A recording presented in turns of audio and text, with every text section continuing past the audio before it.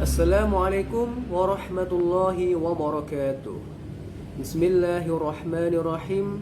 Alhamdulillahi rabbil alamin. Wassalatu wassalamu ala ashrafil anbiya'i wal mursalin Sayyidina wa maulana Muhammadin wa ala alihi wa sahbihi ajma'in, amma ba'du.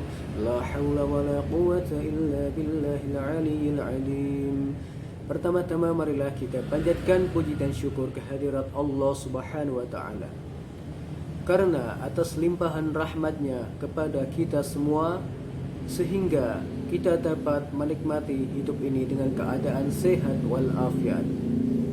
Tak lupa salawat serta salam kita curahkan kepada Nabi Agung Nabi Muhammad sallallahu alaihi wasallam. Beliau merupakan suri tauladan bagi kita semua yang mengubah dari zaman jahiliyah menuju zaman Islamiyah. Semoga kita semuanya akan mendapatkan syafaatnya di yaumil qiyamah nanti. Amin, amin, amin ya rabbal alamin. Ada pepatah mengatakan, tak kenal maka tak sayang. Oleh karena itu saya akan memperkenalkan diri terlebih dahulu. Nama saya Muhammad Zaki Fatur Rahman. Nomor induk mahasiswa 934220019. Saya merupakan mahasiswa IAIN Kota Kediri. Untuk video kali ini merupakan tugas UTS mata kuliah Account Officer kelas B yang diampu oleh Ibu dosen Ibu Oktaria Ardika SSI MM.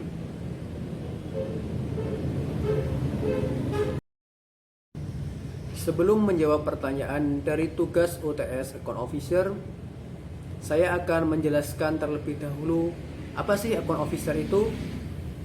Baik, Account Officer merupakan seseorang yang bertugas untuk mengelola pembukuan keuangan suatu perusahaan.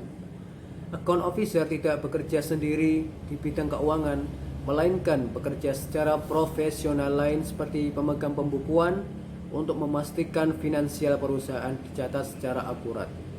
Account Officer juga bertugas sejak mencari nasabah yang layak sesuai kriteria peraturan bank, menilai, mengevaluasi, mengusulkan besarnya kredit yang akan diberikan. Seorang Account Officer juga memiliki tugas harian, di antaranya sebagai berikut. Yang pertama yaitu memperkenalkan produk kepada klien atau nasabah. Yang kedua, membuat dan memproses invoice. Yang ketiga, memeriksa ulang antara invoice dengan pembayaran dan juga pengeluaran. Yang keempat, menjaga hubungan baik dengan klien atau nasabah. Yang kelima, memberikan solusi kepada klien jika ada suatu kendala atau masalah. Dan yang keenam merupakan mengelola hutang dan piutang perusahaan. Itulah pembahasan Account Officer secara singkat. Untuk soal yang pertama, jika kalian sebagai Account Officer, apa saja yang kamu lakukan untuk mengetahui bahwa kredit itu layak atau tidak untuk diberikan? Sebagai seorang Account Officer, yang saya lakukan untuk mengetahui bahwa kredit itu layak diberikan atau tidak, yaitu dengan cara melakukan suatu kunjungan dan analisa kepada usaha nasabah tersebut. Langkah yang pertama yaitu dengan melakukan suatu planning, usaha apa saja yang layak untuk dibiayai dan berapa kira-kira kucuran dana yang akan diberikan pada nasabah tersebut. Lalu sebagai Account Officer, saya akan melakukan suatu kunjungan ke usaha nasabah tersebut untuk melakukan suatu wawancara sebagai cara untuk menggali informasi-informasi sebetulnya apa yang diperlukan oleh nasabah tersebut. Di sini sebagai Account Officer, saya akan memandu nasabah supaya dapat membuat neraca perkiraan suatu usaha nasabah serta cash flow kemampuan membayarnya. Selain itu, sebagai Account Officer, saya juga harus sensitif. Apakah nasabah mengatakannya sejujur-jujurnya? Disinilah diperlukan melakukan probing, cek dan recheck, kemudian melakukan suatu analisa. Langkah terakhir yang saya lakukan sebagai Account Officer yaitu mengusulkan dalam bentuk memorandum analisis kredit kepada atasan. Dan atasan akan meneruskan ke dalam komite kredit atau loan komite untuk mendapatkan putusan, apakah berupa persetujuan maupun penolakan. Jika berupa persetujuan, maka kredit tersebut layak diberikan. Jika sebaliknya, maka kredit tersebut tidak layak untuk diberikan. Pertanyaan yang selanjutnya. Pertanyaannya, jika ada hambatan atau kendala yang dialami oleh nasabah di kala pandemi COVID-19 ini, pada akhirnya nasabah tersebut tidak dapat membayar angsuran yang telah disepakati waktunya. Apa yang harus dilakukan oleh seorang account officer? Salah satu tugas account officer yaitu memberikan solusi pada klien atau nasabah jika ada kendala yang dialaminya. Contohnya seperti kredit macet yang dialami nasabah tersebut di kala pandemi seperti ini.